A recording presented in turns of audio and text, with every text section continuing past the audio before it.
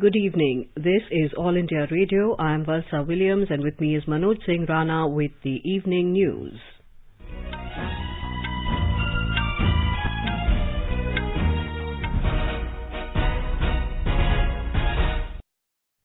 The headlines. Fourth round of talks between the government and farmers concludes. Next meeting to be held on Saturday.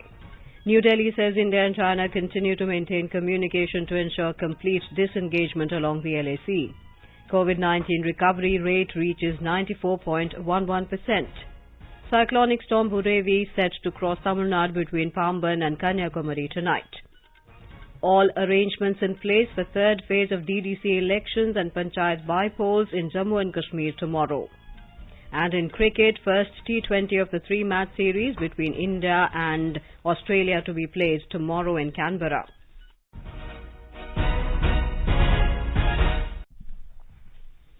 As the nation fights the COVID-19 pandemic, we begin with a message of precaution to stay safe and protected by following these three simple steps. Wear a face mask, maintain 2 gaz ki duri for social distancing, focus on hand and face hygiene. And now the news in detail. Fourth round of talks between the government and farmers' representatives over the 3 Farm Acts were held in New Delhi today. The meeting went on for around 7 hours. Agriculture Minister Narendra Singh Tomar and Commerce and Industry Minister Piyush Goyal represented the centre at the meeting. Briefing media after the meeting, the Agriculture Minister assured that the government is open to discussing all issues of farmers and is looking at their concerns. He said the meeting was held in a very cordial atmosphere. He said farmers are concerned that the new laws will end agricultural produce market committees, APMCs. He said the government will contemplate about seeing that APMC is further strengthened and its usage increases. Mr. Tomar said the government has given assurances that MSP will continue and also said it was willing to look into farmers' concerns regarding grievance redressal and the right to approach civil courts. The minister said the government has no ego and was discussing with farmers with an open mind. Issues related to power subsidies and stubble burning were also discussed. 2-3 दौर की चर्चा और आज की चर्चा में सामान्य तौर पर कुछ बिंदु निकाले गए हैं जिन पर किसान यूनियन की चिंता मुख्य रूप से है। हम लोग प्रारंभ से ये बात कह रहे थे कि भारत सरकार किसानों के हितों के प्रति पूरी तरह प्रतिबद्ध है। भारत सरकार इस बात पर विचार करेगी कि एपीएमसी सशक्त हो और एपीएमसी का उपयोग और बढ़े। जहां तक नए एक्ट का सवाल है उसमें एपीएमसी परिधि के बाहर प्राइवेट मंडियों का प्रावधान है तो प्राइवेट मंडियां आएंगी, लेकिन प्राइवेट मंडी और जो एपीएमसी एक्ट के अंतर्गत बनी हुई मंडियां हैं उन दोनों में कर की समानता हो।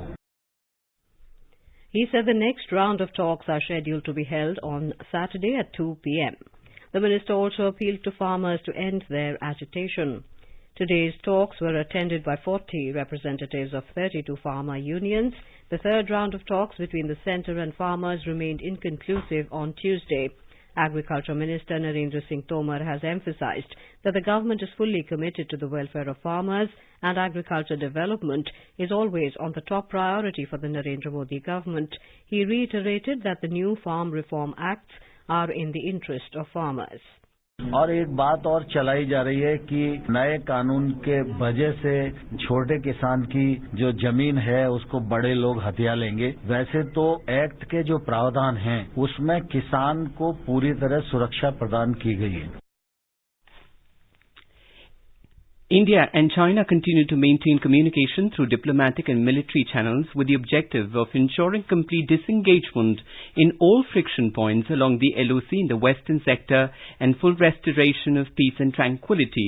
Replying to a media query, External Affairs Minister spokesperson Anurag Srivastava said both sides have agreed to have another round of senior commanders meeting at an appropriate time.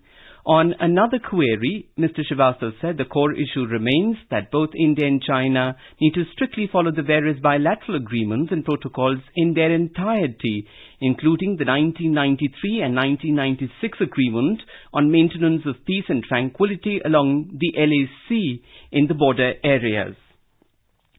India has consistently conveyed its views and concerns on China building a dam on the Brahmaputra to the Chinese authorities as a lower riparian state with considerable established user rights to the waters of the trans-border rivers. India has urged Chinese authorities to ensure that the interests of downstream states are not harmed by any activities in upstream areas. Replying to a media query, External Affairs Ministry spokesperson Anurag Srivastava said government monitors all developments on the Brahmaputra River. He said the Chinese side has conveyed on several occasions that they are only undertaking run-of-the-river hydropower projects which do not involve diversion of the waters of the Brahmaputra. The Chinese side has conveyed to us on several occasions that they are only undertaking run-of-the-river hydropower projects which do not involve diversion of the waters of the Brahmaputra. Various issues relating to transborder rivers are discussed with China under the ambit of the institutionalized expert-level mechanism which was established in 2006 as well as through diplomatic channels.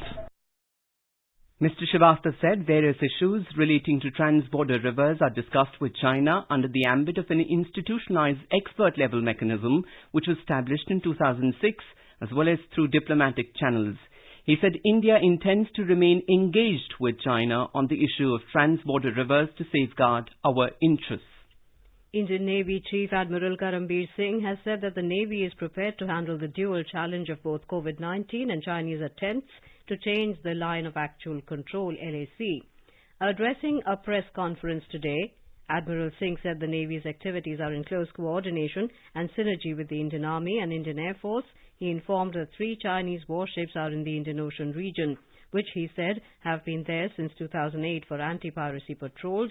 Admiral Singh asserted that the Navy has an SOP in place to tackle the situation in case of an infringement by the Chinese research vessels. He said 2 Predator drones taken on lease are helping India to fulfill the capability gap in terms of surveillance. He said the Navy has deployed P-81 aircraft at various locations on the requirement of Army and Indian Air Force, in addition to the deployment of Heron surveillance drones on the northern borders. Admiral Singh informed that adding a push to the goal of self-sustainability, 41 out of the 43 warships and submarines, including the indigenous aircraft carrier, will be built indigenously in the country for the Indian Navy. India today said Pakistan has failed to respond on the core issues concerning the Kulbhushan Jadhav case, which would form the basis of an effective review and reconsideration as ordered by the International Court of Justice. Replying to a media query this evening, External Affairs Ministry spokesperson Anurag Srivastava said Pakistan is trying to link the case of Kulbhushan Jadhav with another prisoner's case.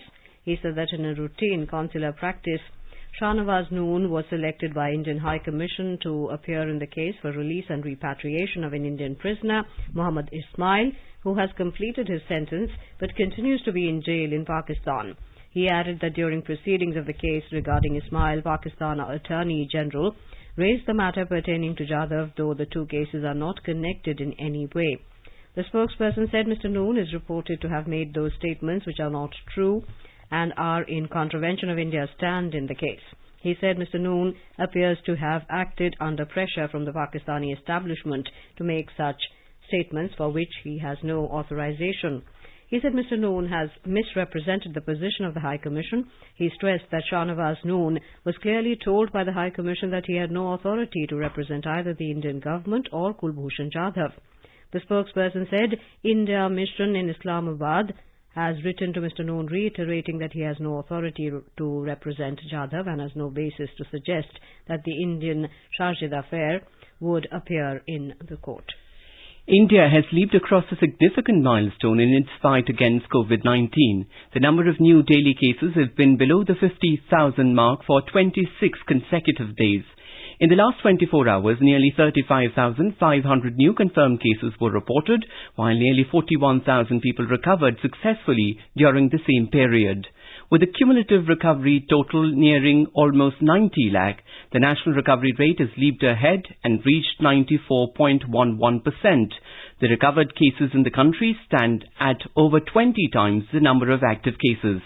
The active caseload of the country has witnessed further reduction and has reached below 4.5%. The total active cases in the country today stand at 4,22,943, which comprises nearly 4.44% of the total reported cases. The Health Ministry has informed that nearly 75% of the new COVID cases are concentrated in 10 states and union territories of Delhi, Maharashtra, Kerala, West Bengal, Haryana and Rajasthan, among others. Nearly 11,12,000 samples were tested for COVID in the country in the last 24 hours. With this, the cumulative testing figure has reached around 14,35,58,000. The central government and the ICMR have scaled up the testing infrastructure in a calibrated manner. India's testing capacity has touched 15 lakh per day, ensuring easy, accessible COVID-19 tests for all. The Health Ministry has said that very high levels of testing lead to nearly identification, prompt isolation and effective treatment of COVID-19 cases. It said this also leads to a low fatality rate. Higher volumes of testing have also ensured a lower daily positivity rate, which continues to remain below 4%. The country is undertaking almost 5 times the number of daily tests per million of the population, as per the standards prescribed by the WHO. In Kerala, 5,376 new cases of COVID-19 infection were reported today, while 5,590 affected people recovered. In the meantime, 31 deaths were confirmed as due to COVID, taking the death toll to 2,329 in the state. 60,476 samples were tested in the last 24 hours and the test positivity rate is 8.89%. At present, there are 61,209 corona patients undergoing treatment, while a total of 5,56,378 people have recovered from COVID-19 in the state so far. Phase 8 of Vande Bharat mission has been operational since the 1st of November. Briefing media virtually this evening, External Affairs Ministry spokesperson Anurag Srivastava said this phase has now been extended until the 31st of December. Under this extended phase called Phase 8 Plus, 897 international flights have been scheduled to operate from 15 countries with a capacity to repatriate an estimated 1.5 lakh people. In addition to this, flights operated under the bilateral air bubble arrangements with 18 countries are progressing smoothly. As of today, 34.1 lakh Indians have been repatriated through different modes. Prime Minister Narendra Modi first mentioned COVID-19 to his entire cabinet on the 29th of January and asked them to take it seriously. He also directed that India's response must be entirely science-based. India had not seen even its first case at that time. He has been personally monitoring India's statistics every morning since early March. Since then, Mr. Modi has discussed COVID-19 situation in all cabinet meetings, asking ministers about their assessment of situation in their respective areas.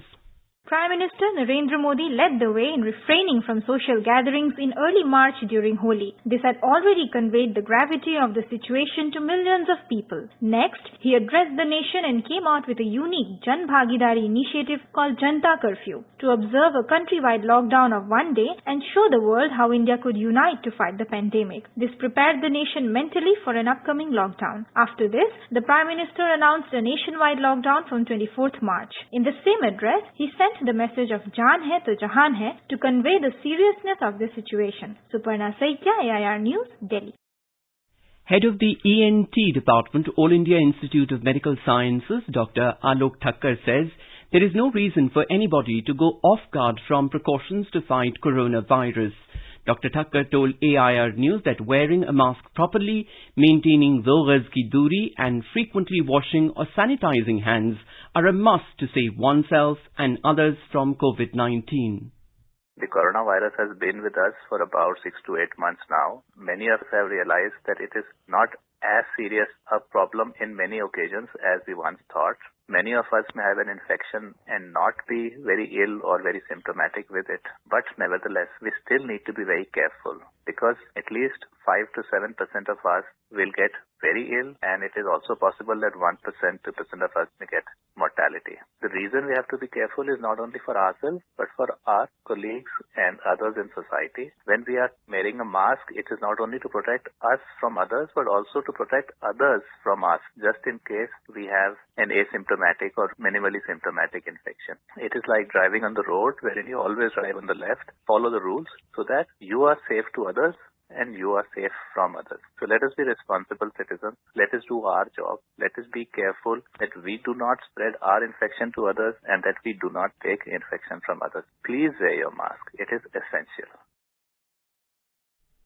In the Union Territory of Jammu and Kashmir, all arrangements are in place for the third phase of District Development Council DDC elections and Panchayat by-polls tomorrow. State Election Commissioner K.K. Sharma said that adequate security arrangements have been made in all the poll-going areas to ensure smooth and peaceful elections. AIR Jammu correspondent reports that out of 280 DDC constituencies in the Union Territory, voting will be conducted in 33 constituencies, including 16 from Kashmir and 17 from Jammu division in this phase. Voting will be held from 7 a.m. to 2 p.m. tomorrow. Total 305 candidates are in the electoral fray, including 166 from Kashmir and 139 from Jammu division in this phase. 252 candidates are male, whereas 53 are female. In the by-polls for Panchis, out of 126 constituencies, polling will take place in 66 constituencies and a total of 184 candidates are contesting in Phase 3 tomorrow. 40 Sarpanch constituencies have been filled unopposed. Similarly, in Panch by-elections, there are 1,738 constituencies and out of them 798 have been elected unopposed. Counting is underway for Legislative Council seats of graduate and teacher constituencies in Uttar Pradesh and Maharashtra. The results are likely to be announced till late evening since it will take time because of paper ballots. In Uttar Pradesh, fate of a total of 199 candidates, including 114 for graduates and 85 for teachers constituencies, will be decided in these elections. AIR correspondent reports that out of 11 seats for which voting took place on the 1st of this month, 5 are of division graduate constituencies and 6 of division teachers constituencies. The division graduate constituencies are Lucknow, Agra, Meerut, Varanasi and Allahabad Jhansi constituencies. The division teachers constituencies are Lucknow, Agra, Meerut, Varanasi, Bareilly, Muradabad and Gorakhpur, Faizabad. In Maharashtra, there are 19 candidates in Nagpur constituency and the main battle is between the incumbent mayor and the BJP candidate Sandeep Joshi and Mahavikas Aghadi Congress candidate Abhijit Vanjari. A total of 27 candidates are in the fray in 5 districts of Amravati's teachers constituency. Counting process for Pune Division graduates and teachers constituency election is also being held today. In view of the large number of COVID-19 cases in the district, necessary precautions have been taken by the administration.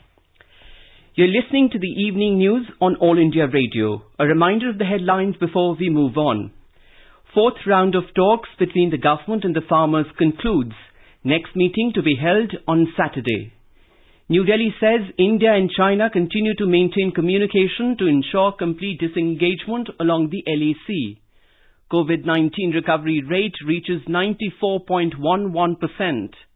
Cyclonic storm Burevi set to cross Tamil Nadu between Pamban and Kanyakumari tonight.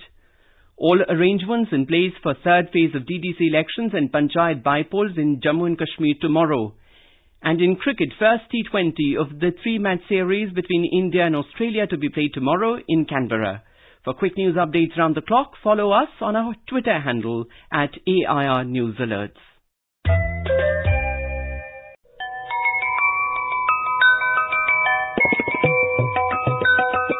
To get accurate, reliable and wide coverage of news, tune in to AIR News 24/7 and FM Gold and listen to the major bulletins at 8:30 AM, 2 PM and 8:30 PM in English and 8 AM, 2:30 PM and 8 PM in Hindi of half an hour each.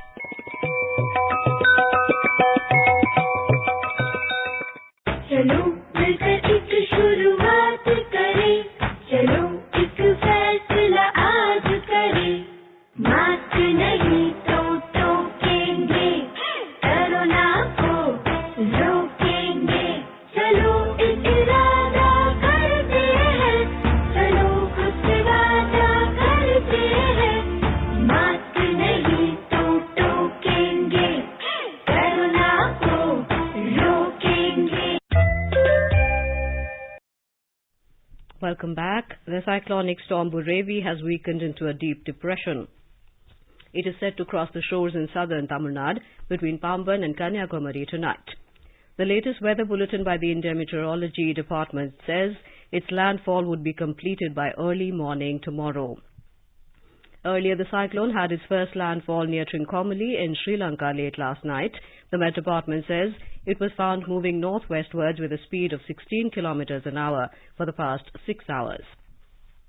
Currently, it lays centered very close to Pamban near Rameshwaram at about 40 kilometers east-southeast of Pamban and 230 kilometers east-northeast of Kanyakumari.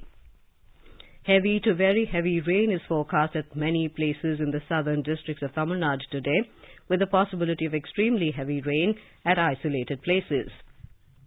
The Met Department has said the cyclone will gain a wind speed of 70 to 80 kilometers per hour, gusting to 90 kilometers per hour, while having its landfall.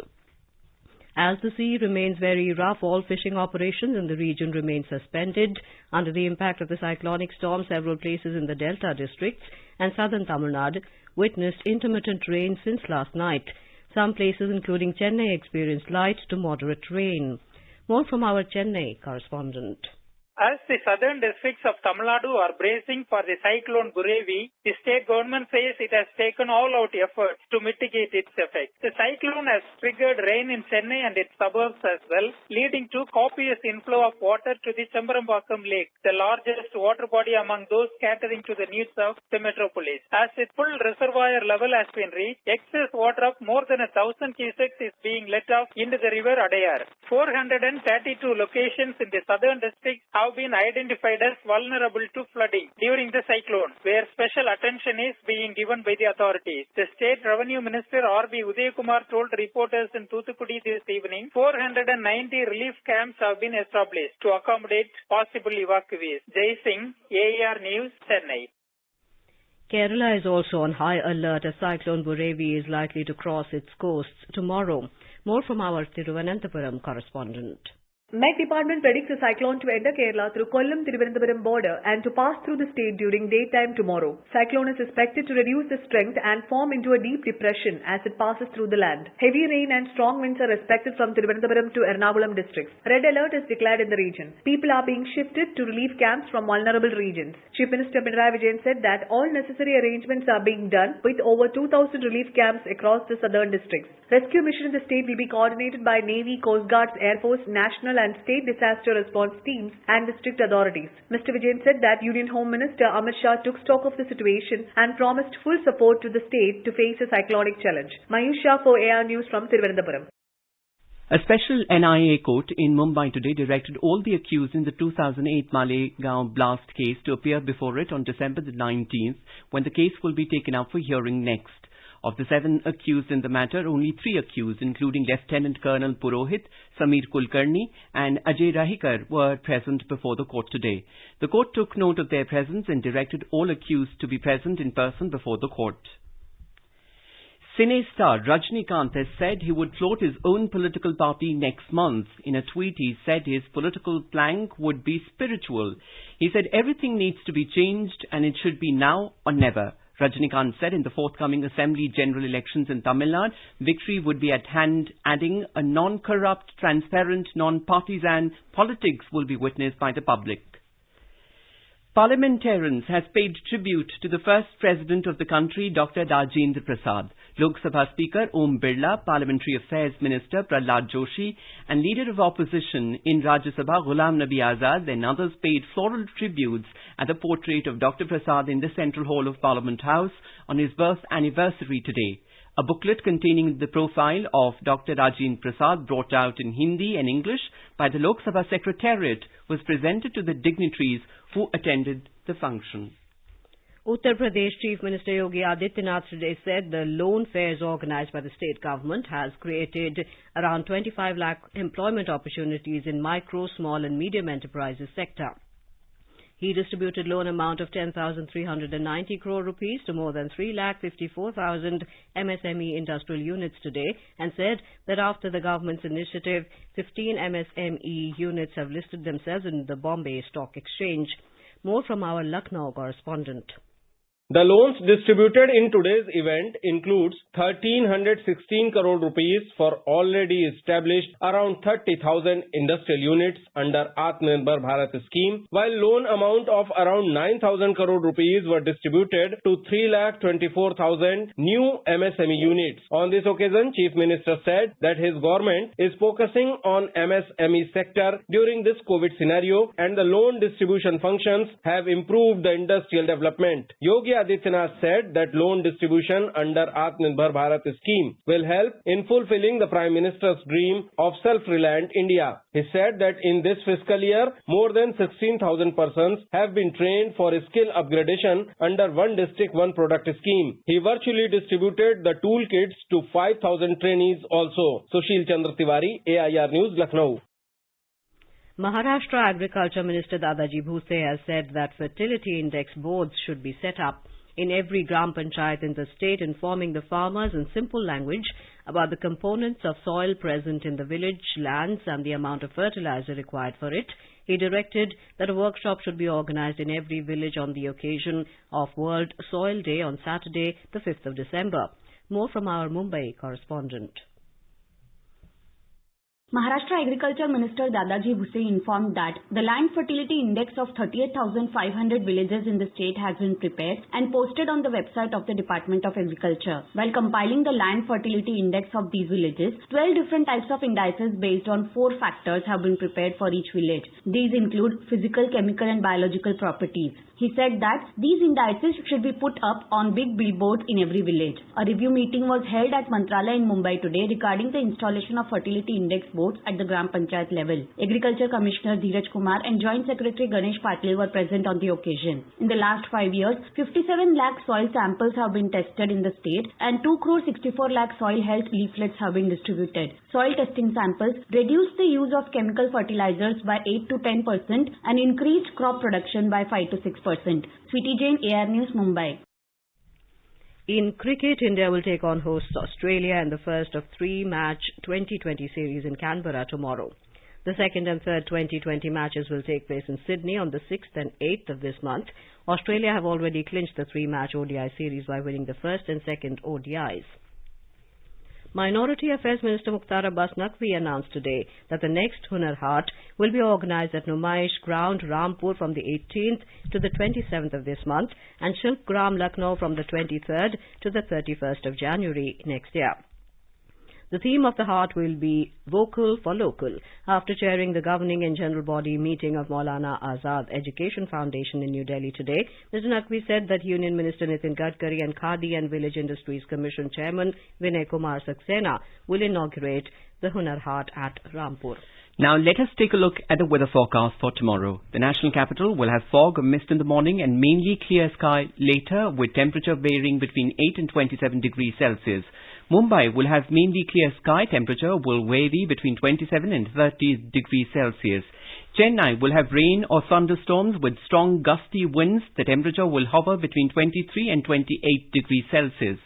Kolkata will witness mainly clear sky. The city is likely to have minimum temperature of 18 degrees Celsius and a maximum of 29 degrees.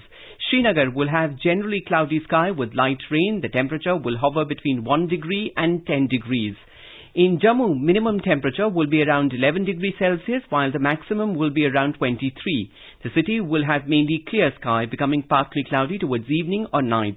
In Leh, generally cloudy sky will prevail. The maximum temperature will be 5 degrees Celsius and the minimum -5 degrees Celsius. Gilgit will have a generally cloudy sky with temperature hovering between -1 degree Celsius to 15 degrees Celsius. Muzaffarabad will have cloudy sky with light rain. The temperature will move from 6 to -16 degrees Celsius. In Dehradun, the temperature will hover between 9 and 25 degrees Celsius. Mainly clear sky will prevail in the city. And now, before we end the bulletin, the headlines once again. Fourth round of talks between the government and farmers concludes. Next meeting to be held on Saturday.